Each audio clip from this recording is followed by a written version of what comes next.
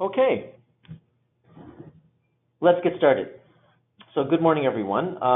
On behalf of all of us at INETCO, I would like to thank you for attending this historic launch of INETCO Insight 7.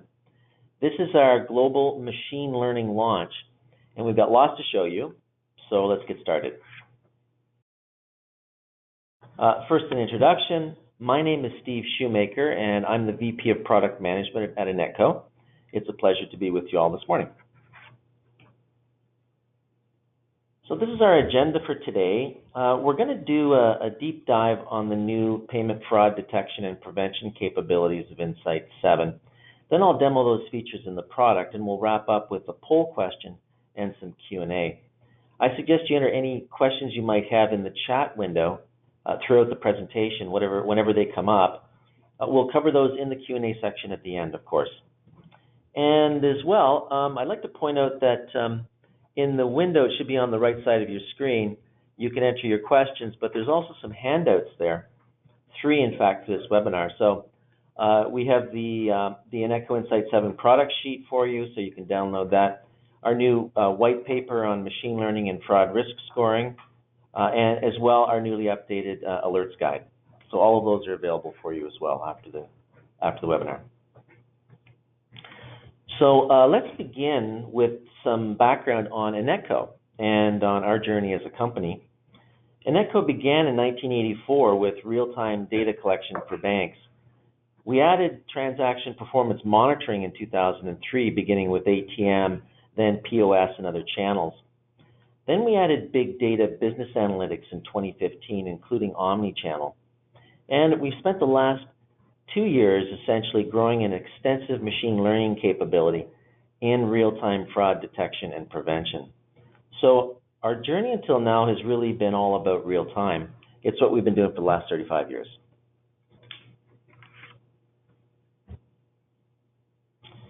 So I like to tell the story of Michael Phelps, who you see here on the left. He is, of course, as you know, an Olympic legend. He's one of the most decorated Olympic athletes of all time with a total of 28 medals. At the 2008 Beijing Olympics, he managed to win a total of 8 gold medals in the swimming category, trumping Mark Spitz's previous record of 7 gold medals in any single Olympic Games. But Michael Phelps nearly missed out on his 8th medal. This photo is that incredible moment when Phelps and his opponent Milorad Čavić both reached for the wall in the 100-meter butterfly final. And yes, Phelps was just 1/100th of a second ahead of Čavić. So the key takeaway here is that millisecond precision really counts. And to achieve Olympic results, you need that high precision at every moment of the performance, at every leg in the journey. So in banking, as you know, we have our own Olympian challenge, and that's fraud losses. They are projected to reach $34.66 billion globally, and some banks are experiencing a 400% increase in fraud attacks year over year. So it's huge and it's growing exponentially.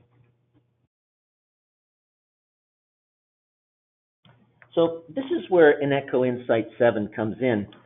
Insight does payment data acquisition, complete message field decoding, rules-based alerts, and adaptive machine learning, all in real time.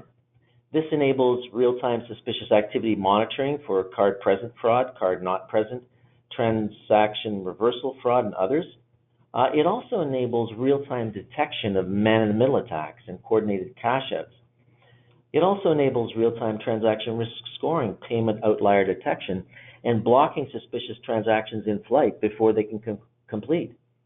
The key here is that everything INETCO does is in real time, but with higher precision and even earlier in real time than many other options.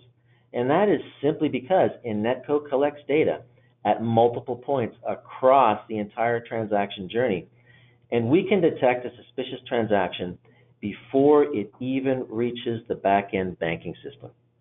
So because we detect early, we can prevent early by instructing your enterprise firewall to block the transaction IP address or port in flight. So this slide shows the top 7 features of INETCO Insight 7. And the last four of them are new. So lots of new innovation in the product. Let's look at number one, out-of-band network-based transaction data collection. INETCO Insight centrally collects real-time transaction data across all card and payment channels without deploying agents, without introducing delays, without touching the switch, or creating new points of potential failure. Number two, multi-point monitoring, transaction link correlation, and profiling. Insight independently audits the end-to-end journey of every transaction in real time and immediately knows when a transaction journey deviates from an expected path or when a front-end ISO transaction is not married with a back-end database transaction, such as in a man-in-the-middle attack. Number three, multi-protocol message decoding. All metadata, application payload, response request times, and network communications fields are available and decoded on the fly. Insight quickly identifies if any message field is being manipulated or tampered with, then utilizes this rich transaction intelligence to feed adaptive machine learning algorithms and predictive analytics. And it does this for both custom and packaged payment protocols. Number four, real-time rules-based alerts engine. Insight provides a customized fraud alerts bundle based on specific thresholds, payment outliers, fallbacks, or other flagged transaction anomalies that require immediate investigation. Then it adds an independent layer of defense which alerts on fraud occurring when transaction switches are hijacked by malware. Number five, device and switch state monitoring. Insight showcases the location and status of each terminal or device, flagging potential security issues such as card reader tamper or opening without supervision. Number six, configurable real-time transaction risk scoring. Insight improves the precision of real-time risk scoring by combining in-depth transaction intelligence with real-time rules-based alerting and adaptive machine learning models. It examines transactions in real time, rebuilds individual customer models on the fly, and extracts behavioral patterns from past card transactions that signal potential fraud. And finally, number seven, IP address and port blocking at your enterprise firewall. Insight detects fraud and takes action with or without intervention by the back-end banking system, and it's all based on configuration. It can either notify your banking system to take action or run automated action scripts that communicate directly with the bank's enterprise firewall to temporarily block offending transactions at the IP address or port level. INETCO can take action on its own or provide its risk scores to the banking system's existing transaction approval decline process. So, as a result of these seven features, many types of suspicious activity can be detected. Ones, for example, causing deviations in the transaction journey, like when malware temporarily suspends account limits in order to enable large-scale coordinated ATM cash outs or card shopping sprees. It also detects high-volume transaction failures caused by phishing campaigns or similar attacks. It detects ATM or POS terminal device errors that typify device attacks like transaction reversal fraud, TRF. It also detects sanction and watch list violations. It detects high withdrawal velocity or distance that indicates a geographically widespread coordinated attack. Also, any payment outliers are detected by our state-of-the-art machine learning algorithms. So let's look at the transaction journey. This slide shows a normal transaction journey from originating device to the transaction switch to the back-end authorization host. Insight independently captures real-time data from the various Ethernet switch, span, or tap ports across the journey, depicted by the blue snowflakes in the middle of the diagram you see here. At each of these data collection points, it decodes each payment protocol variant on the fly so that you can utilize all application message data fields and network communications data for various rule-based alerts, adaptive machine learning models, and behavioral analytics. It automatically correlates and builds profiles of the end-to-end transaction across all the various front-end and back-end links of the journey to see the complete business transaction from the point the card is inserted out to the authorization host and all the way back to the customer. And This data is easily accessible for any enterprise team, application, or database that needs it. So let's take a look at what happens when malware intrudes and interrupts the journey. So this slide shows a malware attack on the transaction switch. The links to the back-end authorization host are missing because the malware has blocked the transaction and returned a fraudulent approval. The transaction never makes it to the back-end banking system, so those links are missing from the journey. INETCO Insight detects the missing back-end links, distinguishes this from a normal stand-in, and conclusively identifies this as fraud. And all of this happens in milliseconds. Insight gathers all this information, applies rules and machine learning methods, and generates a risk score for each method, a rule-based score, and a machine learning score. The risk scores are visible in the transaction details screen, and you can see which risk factors were suspicious and why. So the scoring is easy to understand and explain, both to staff and to regulators. The machine language score compares the current transaction values for those risk factors against their historical values going back even to 5 years. So for suspicious transactions above a predefined score threshold, and again based on configuration, Insight will either notify the banking system that a risky transaction is in flight and provide the risk scores via our REST API, or it can take direct action by instructing the enterprise firewall to temporarily block that IP address or port. So let's move on to architecture. This slide shows the architecture of the Insight server and how machine learning fits in. Unsupervised and supervised machine learning models are supported. And of course, the per customer, the individual customer models, deliver ultra-high precision. Features are extracted and calculated from each transaction. They're blended with external data and fed into models in real time. Transactions are scored for risk, alerts are triggered, and follow-up action is taken. Human approval decline decisions are fed into the models as they become available. Institutions with data science teams can experiment and evolve new models. All the models can be changed via configuration. Okay, so this slide shows the transaction details screen. This one screen shows all the data collected across the entire journey. We've collapsed some sections here so that we can focus on the risk scores. A variety of scores can be configured, but in this example, there's one rules-based score called a card score and one machine learning score called an anomaly score. Each score is a value between 0 and 100%, where 0 means no risk and 100 means very high risk. So let's take a look at the rule-based score first, which is referred to here as the card score. That's at the bottom of your screen.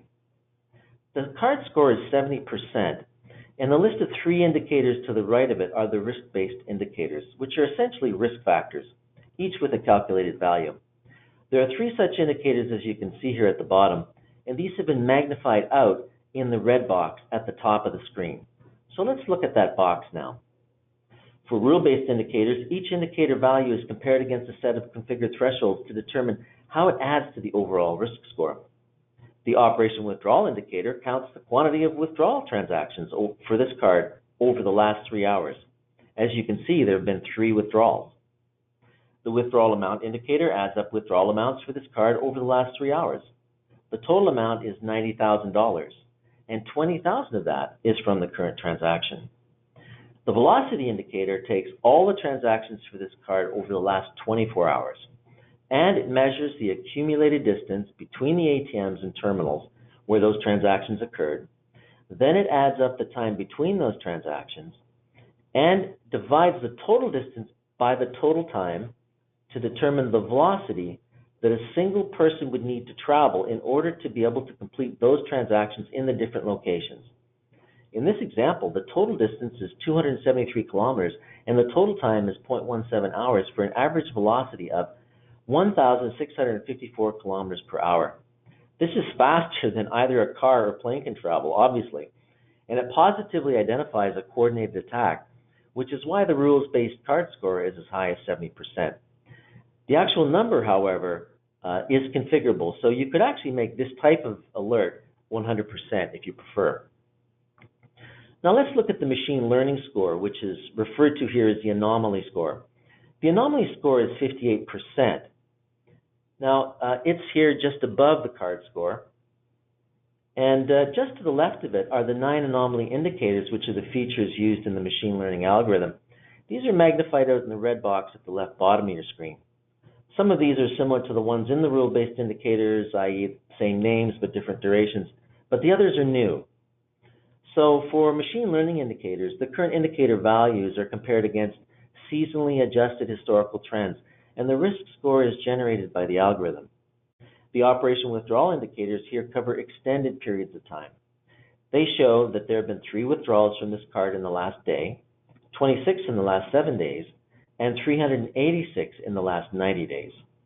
The withdrawal amount indicator here covers 90 days and shows that $9.382 million have been withdrawn from this card in the last 90 days. There are 2 other variations of this indicator that end in delta previous and delta average 2168H. These indicate that the current withdrawal is $10,000 greater than the previous one and $4,305 larger than the 90-day average. The velocity indicator here is the same as the one used for the rules-based score, but there is a new ATM velocity indicator that shows the velocity between the last transaction and the current one, irrespective of time. In this case, both happen to be the same velocity, which is 1,654 kilometers per hour. There's also a new ATM indicator that counts the quantity of different ATMs or terminals involved in transactions on this card over the last 3 hours. This one shows that 2 ATMs have been used over the last 3 hours, and the current transaction originated from ATM 1082. The anomaly score is 58% versus the rules-based score, which is 70%. Clearly, the velocity provides evidence of a coordinated attack in progress, and the rules-based score reflects that. But the anomaly score suggests that the current transaction may be legitimate, whereas the other recent transactions may have been the fraudulent ones. The 9 anomaly indicators you see here have been compared and studied with 60 others and found to be the best indicators of real suspicious activity. Okay, so let's step back and review the benefits we've discussed so far. Insight immediately detects suspicious transactions and events such as EMV fallbacks, compromised terminals, risky merchants, abnormally high transaction velocity rates, indicative of a cash-out attack, and missing links or tampered fields in the request response message indicating a possible man-in-the-middle attack. It continuously feeds 1 or more adaptive machine learning models and rebuilds them every time a transaction arrives. We're talking milliseconds, not every day as is the case with many other fraud scoring options. It improves risk scoring precision and reduces the number of false positives, so legitimate customers are not blocked from accessing their accounts. It provides an independent audit of the entire payment transaction journey.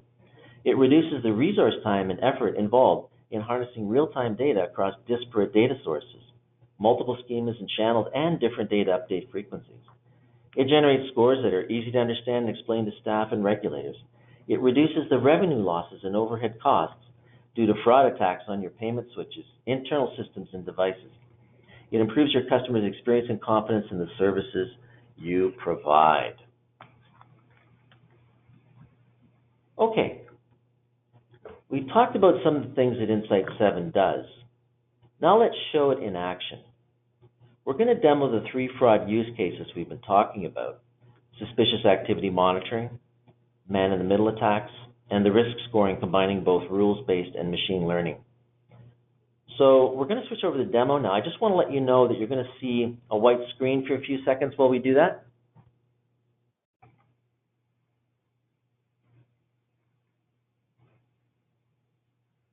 Okay.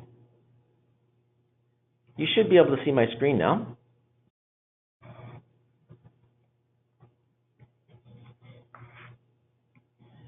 The screen you see here is the INETCO Insight console. This is a tool you use to monitor the performance and risk of payment transactions in your network. And this is the main window of the Insight console, which presents an overview of your entire payment network. The network link view is at the top, of course, and the alerts view is at the bottom. This particular demo screen is designed to show you the various types of payment networks that are possible. including ATM, POS, and others, but it can be configured to accurately reflect any customer payment network. This demo will focus on the ATM network, which you see in the middle top. On transactions that journey from the old bank ATMs to the old bank switch, to the core switch, and to the authorization host, and then of course back again to the old bank ATMs. Each of these links is green, showing the current traffic flowing across that link. Hovering over the link gives you the performance detail for that link in transactions per second. Clicking on the link opens up a list of transactions currently on that link. Our focus today is fraud detection and prevention, so let's jump to the alert status screen.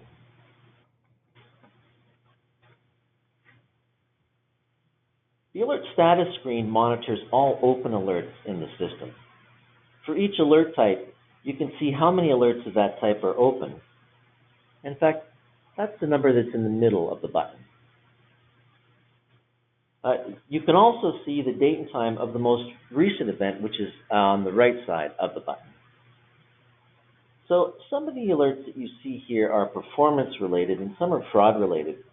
These are just examples, and many more types of alerts can easily be configured. The fraud alerts are mostly at the bottom. So EMV fallback is one of our fraud alerts, number 43. Man in the middle, which is number 40. The velocity high, which is number 36. The card risk high, which is number 35. And the card machine learning score high, which is number 42. There are also multiple watch list related alerts, user and sanction list and negative country and the user risk high. Plus there are terminal usage high alerts, the terminal frequency and terminal amount. So let's take a look at 3 of these, starting with the EMV fallback. Clicking on the EMV fallback alert button shows the log of occurrences for that alert.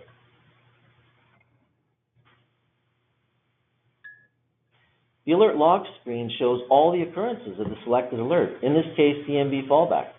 Use this screen to see all the PANs currently being affected by this type of suspicious activity. Click on one of these logs and you drill down into the alert details for any of these occurrences. So let's do that now. Click. Okay, so these are the alert details.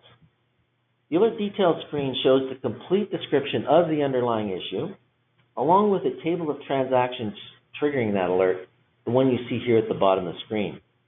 So clicking on one of these transactions will then bring you to the offending transaction that triggered the alert so that you can see all of its details. Let's do that now.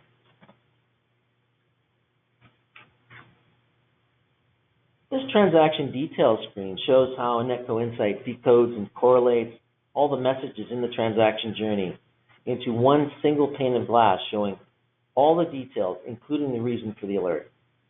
We've collapsed some of the details here, but you can still see the message timing and duration info at the bottom left.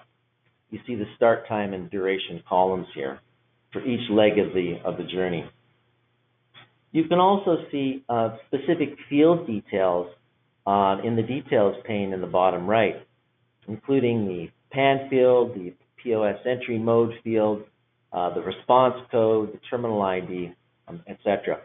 And of course, in the diagram at the top, you can also see the complete journey of this particular transaction. So we see that it began at retail POS, got to the core switch, and then was routed out to an external payment processor. So of interest to us in the EMV fallback is the POS entry mode field, which you see highlighted over here. The value is 801. The first 2 digits, the 80, mean that a chip-aware terminal fell back to scanning the magnetic stripe, and the last digit, the 1, indicates that the chip reader and pin pad are working. So the problem is not hardware, it's with the card itself. The chip is either missing, damaged, or empty. Now this is a classic EMV fallback scenario. It indicates that cloned or fraudulent cards are being used. Transaction reversal fraud, TRF, is similarly easy to detect. Insight catches all the TRF-related device errors and the 0400 reversal message and uses that information together to positively identify the TRF as it happens. so that action can be taken immediately. Let's look at some more use cases. In the next example, I want to show you the truncated journey of the man-in-the-middle attack. And the best way to do that is to show you a complete end-to-end journey and then point out what's different about a man-in-the-middle attack. So let's do that now. I'm showing the complete journey with this no back-end reversal alert. In the complete journey, as you see here at the top in the diagram, the transaction starts at the ATM, goes to the old bank switch, then to the core switch, and then to the authentication host and back. In a man-in-the-middle attack, the malware intrudes either on the core switch or the old bank switch, and the transaction stops there and gets returned with a fake authorization. Similarly, in a complete journey, the transaction summary, which you see here in the status column, will show inconsistent results. Here, the application status shows approved, and the service level status shows O200. But in a man-in-the-middle attack, the application level will not be approved because the back-end host never approved it. So those are a couple of indicators that malware has hijacked this transaction. Let's see what that looks like. So here you can see that indeed the O200s and O201s are missing. They should be right over here, and they're not. The journey has been truncated. It hasn't made its way all the way back to the authorization host. We see that the status results are different based on whether it's an application level or a service level transaction. And of course, there's only one link collected in this particular case, and not the three that we would expect. So that's a signature, a very clear visual signature for man-in-the-middle attacks. Now let's look at our final use case. So this last slide shows the risk scoring for both rule-based and machine learning models. We went through the details before, so I'm not going to repeat those now, but I would like to point out the following. You currently see only one machine learning score here, the anomaly score, the one that's highlighted. However, you can configure multiple machine learning models, each with its own score. You can create new models via configuration, and you can adjust the existing one. You can test those new or updated models and easily compare them because their scores are above and below each other in the transaction details screen. It's also easy to compare the risk-based and the machine learning models because they are also just above or below each other. In the screen here, you can see that the card score, which is the rule-based score, is just below the anomaly score, along with its indicators. That's the one that I've highlighted now. So the fact that these scores are all together in one place, part of that single pane of glass for the entire transaction, means it's easy to explain the scores and to compare them. In summary, INETCO Insight with its real-time data collection at multiple points on the journey, plus intelligent rules, plus machine learning models, make this a powerful solution for detecting and preventing fraud in real time and even earlier in real time than most other options available. The features and approaches shown here are going to detect a lot of different types of fraud, including both known fraud and also the new, never-before-detected fraud already on day zero. So for more details on what you've seen today, I suggest you might download our new white paper on risk scoring and machine learning, which is one of the handouts for this webinar today that I mentioned earlier. Okay, so now let's return to our main presentation, starting with a short poll, which Laura is going to help us with. And again, as we switch, you're going to see a little white screen for a few seconds before the poll question is visible. So let's try that.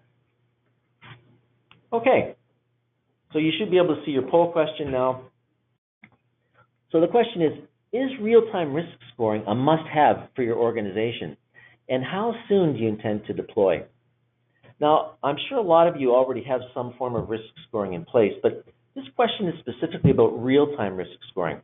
That's what we really want to know. Do you have it? And if not, do you hope to deploy it soon?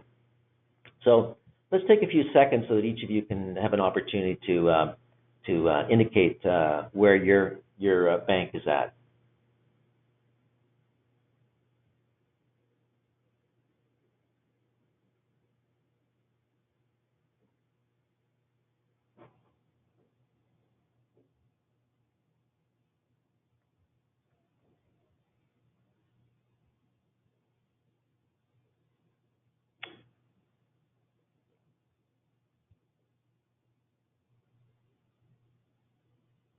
We'll give you a few more seconds to choose.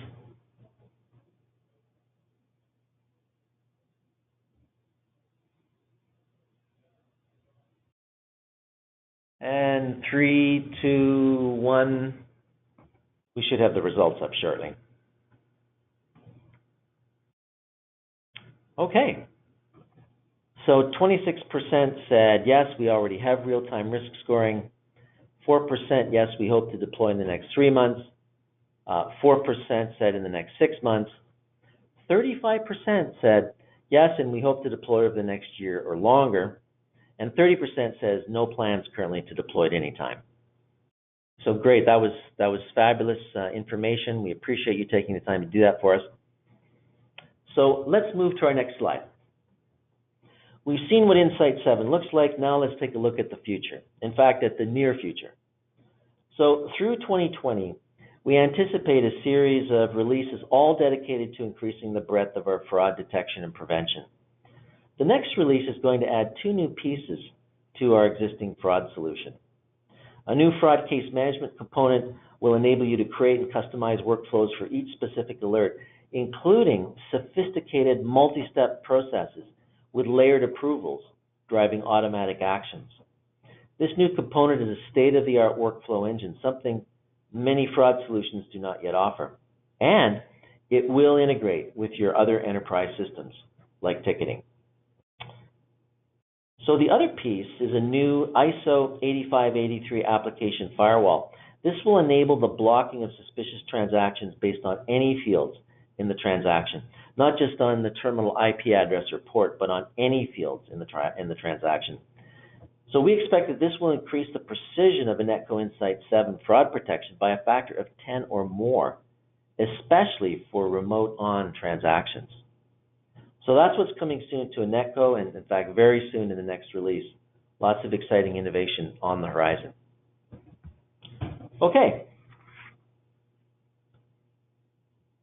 So that brings us to our Q&A.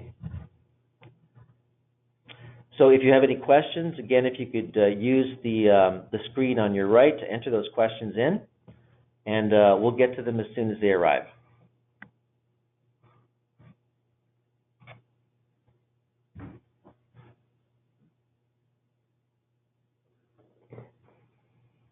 Okay, Steve, we have a few questions here. Hi, everyone. My name is Laura. I'm going to help Steve with the Q&A. So, we have a few that have come in. The first one, in the anomaly score, you referenced a percentage. What does that indicate exactly? That's a great question. So, both the rules-based score and the anomaly scores are essentially a percentage from 0 to 100%. Each is a measure of the probability that the current transaction is fraudulent. So you can also think of it as a percent of risk or suspiciousness associated with this transaction. In terms of levels of risk, though, 0 to 50% is probably still low risk, 50 to 70 is moderate risk, and 70 to 100% is high risk.